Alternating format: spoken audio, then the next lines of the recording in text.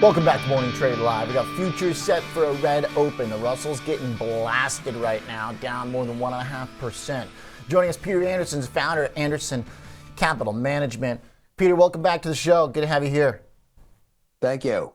So we talked last year a lot about the big growth trade in tech. Our conversation centered around that as one of the main bull theses that you followed, but you had a diversified approach with higher quality companies and different industries mixed in. The thing is, this year, it's like everything just stopped rallying on a dime, the way the calendar turned over. What do you make of it? I think we're just taking a breather from the insane amount of enthusiasm going into the last quarter. So that doesn't really rile me much. I do think, against my opinion, that people were coming into this year anticipating, I guess, a fanfare about rate cuts. And Oliver, I can't think of a more opposite position that I have in terms of rate cuts. I don't think there's going to be any rate cuts. And regardless of the data that came out today, the retail sales, et cetera, I think it was absurd for most people to anticipate rate cuts. So I think they're maybe recovering from that New Year's Eve hangover, and it's lasting a little bit longer through the month. No hikes, though, either, right? No hikes. I think the Fed is just sitting back saying, look, we caused so much headline stuff for the past year and a half. Let's just sit back and see how this plays out. And far be it from us to tinker with it now while we're in the mid-course of, frankly, just getting used to these higher rates and confusing the economy by cutting rates. It just doesn't make any sense to me. Okay, so not a pivot, but a pause basically is your benchmark for this year, Yes. your baseline. Okay, like that clarification. So when you like the other kind of fundamental themes driving big tech companies that have been so supportive to the market, how do you balance that view then? How do you go through companies that you're in after last year and go, all right, X percent of their rally was earnings and growth, the other X percent was cuts? Like, what does that process bring you to right now? Well, you can get really bogged down in all that calculus. And while it's a very important exercise, and certainly one of the multi-dimensions that you use when you're trying to pick the best stocks, I also rely on, dare I say, common sense.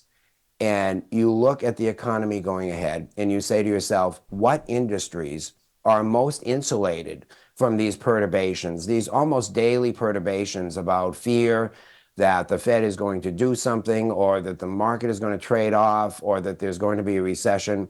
And so if you can kind of hover above all that noise and look down on it, you can pick stocks that you're thinking will be most immune from those daily perturbations.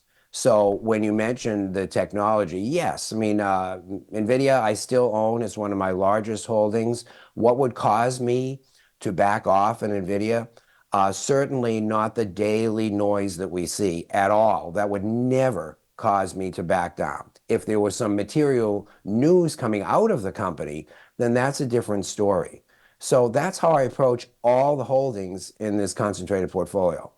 I do see that in your notes you talk about an AI reality check, though. So what does that consist of? Tell me about that. I'm a bit afraid of that. So, let's just talk about what I do worry about this year. And I'm calling it the AI betrayal.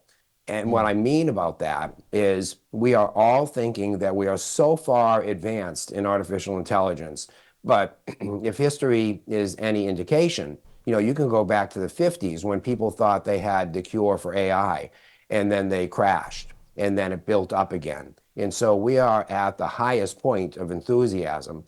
And I think there could be a day when somebody wakes up, I don't know who it will be, but somebody wakes up, a market leader, and says, you know what?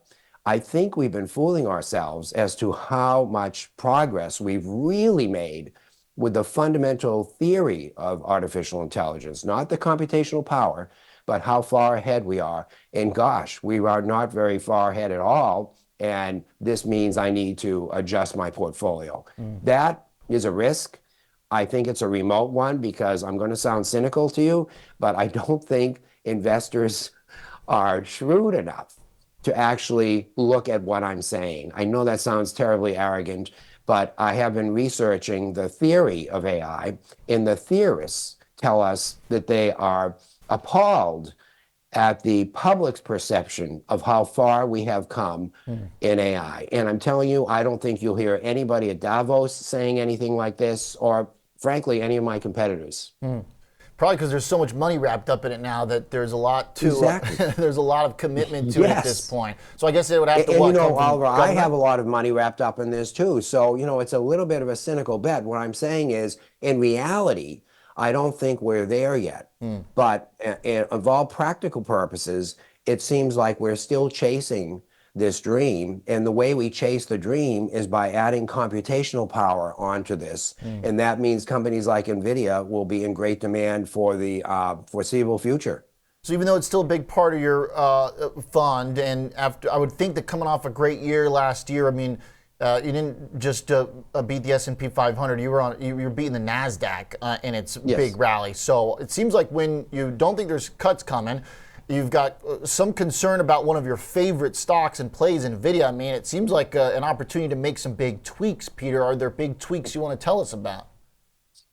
You know, I'm highlighting for you in this business. You know, when I came from the bond world originally, we were always pessimists. We were always thinking of what can go wrong. So far in this interview, what I've been focusing on instinctively is what I think could go wrong. But let me put a percentage on that. I think it is remote that this year things will go wrong with the thesis of Nvidia, super microcomputers, technologies that are building semiconductors to aid to this never-ending march to perfection of artificial intelligence. Got it. So it's until proven otherwise, basically. Exactly, yes. And it seems like it would have to be an exogenous force, like a big government statement or something, some type of regulatory effect. I mean, they certainly are not shy to clamp down on mergers and deals. Yep. I don't think the government is perceptive enough to understand this subtlety that I'm talking about. It would have to be, here's an example. Let's say a hedge fund manager deviates from their usual pattern of learning material, and they go to a academic conference where there are AI researchers, and he or she comes out of that conference shocked and saying, oh my gosh, I thought where we were is a certain level, but actually we're really beneath that level. I'm going to sell all my holdings that are dependent upon that thesis. That could be something that would be, you know, a feather waving in Japan causes a tsunami in the United States, something like that. But still, it is remote, and I really don't want to focus too much on that because I think the percentage of probability is quite low. Okay, understood. Hey, one other thing, kind of more of a left field conversation, but looking at your notes, you write that you're worried your negative opinion on Bitcoin and ETFs in today's world might be an NSFW, not safe for work. Not this work, Peter. We're realists here. We're not pumping the coins. So what you got for me? I think it is absurd, in plain words, that there are ETFs that are focused on Bitcoin, and I'm hoping I am wrong at that.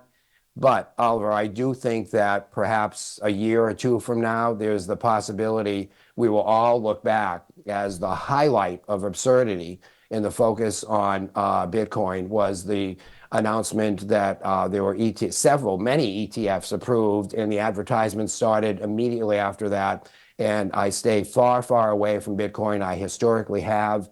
I never thought the SEC was going to approve it because I still don't think anybody really understands it at a mathematical level that most investors need to understand. Got it. All right, and you're not a tech hater. We just had a whole conversation about how Nvidia and the big tech is still a big part of your thesis and your investment. All right, appreciate it, Peter. Thank you very much. You're very welcome. Always a fun chat. Peter Anderson, founder of Anderson Capital Management.